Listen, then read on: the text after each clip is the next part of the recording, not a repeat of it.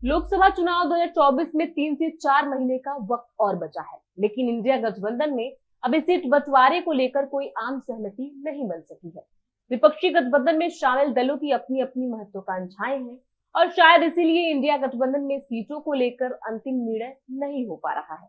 UP, Bihar, Maharashtra की बात करें तो अकेले इन्हीं 3 राज्यों में लोकसभा की 168 सीटें आती हैं। इंडिया ब्लॉक इन राज्यों में भी सीट शेयरिंग फॉर्मूला तैयार नहीं कर सका है। अगर बिहार की बात करें तो इस राज्य में अभी राजनीति का संक्रमण काल चल रहा है। संक्रांति के बाद काफी कुछ राजनीतिक हलचल होने की संभावनाएं हैं।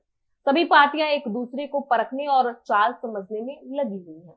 इन सब के बीच शिवसेना यानी यूबीटी के अध्यक्ष उद्धव ठाकरे ने बिहार के मुख्यमंत्री और जदयू के राष्ट्रीय अध्यक्ष नीतीश कुमार से फोन पर बात की है। इनके बीच हुई बातचीत से लगता है कि इंडिया गठबंधन को एकजुट रखने का दारोमदार इन्हीं नेताओं पर है। सूत्रों से मिली जानकारी के मुताबिक उद्धव ठाकरे ने फोन पर नीतीश कुमार से कहा, भाई ऐसे कैसे चलेगा, अभी तक हम लोगों ने कुछ नहीं किया, हमारी कोई रैली नहीं हुई, कोई संयोजक नहीं बना, सीट शेयरिंग की कोई बातचीत नहीं आगे बढ़ रही है।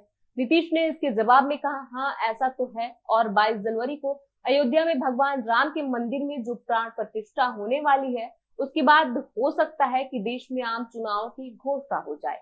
तो ऐसे में अब हमारे पास समय बहुत कम बचा है, समय है ही नहीं। उद्धव ठाकरे ने नीतीश कुमार से कहा कि हमें ही कुछ आगे करने की जरूरत है, क्योंकि कांग्रेस की तरफ से जो संकेत मिलने चाहिए, चीजों को आगे बढ़ाने के लिए जो पहल होनी चाहिए, वह नहीं हो रहा है। इस पर नीतीश कुमार ने कहा, मैं इसके लिए तैयार हूँ। इसके बाद से ही वर्चुअल मीटिंग कराने और नीतीश कुमार को इंडिया गठबंधन का संयोजक बनाने की बात होने लगी। अगर नीतीश कुमार संयोजक बन भी जाते हैं तो अब समय कहाँ है, वह पूरे देश में कहाँ घूम पाएंगे। वो माहौल बनाने के लिए ऐसा करना चाहते थे, लेकिन अब तक एक रैली भी नहीं हो सकी है।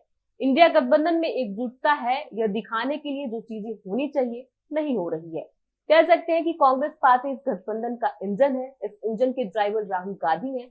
अब जरूरत है कि यह एक्सीलेटर दबाएं, गियर बदले, तब चीजें तेजी से आगे बढ़ सकती हैं। कांग्रेस सीट बंटवारे पर आगे नहीं आ रही है, जिसकी वजह से तमाम तरह के कयास लगाए जा रहे हैं। अब समय भी बहुत कम है, कयासबाजी लगाने के लिए वक्त नहीं बचा है। अगर 2024 में बीजेपी के सामने कोई भी चुनौती पेश करनी है तो इंडिया गठबंधन को अपने फैसले में तेजी लानी होगी। ऐसे में इस पूरी खबर पर आपकी क्या राय है, हमें कमेंट बॉक्स में लिख के जरूर बताएं। देश और दुनिया की ऐसी तमाम खबरों से जुड़े रहने के लिए देखते रहिए इंडिया न्यूज।